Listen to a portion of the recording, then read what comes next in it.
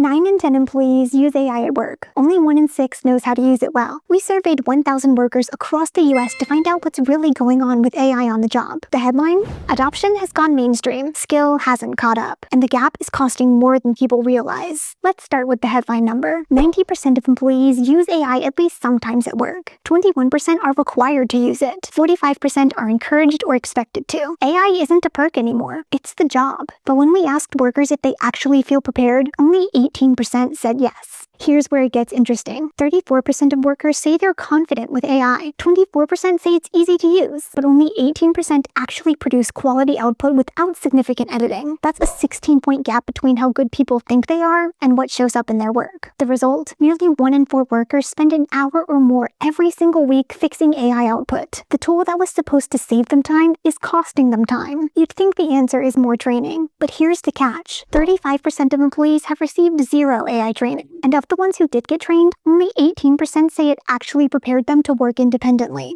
The biggest gap workers report? Practice on real work tasks. 56% say their training had none of it. They're taking AI training that's not relevant to their actual work. Here's the part nobody's talking about. Workers want to learn. 54% want to improve their AI performance in their current role. 67% say they only need 2 hours a week or less to do it.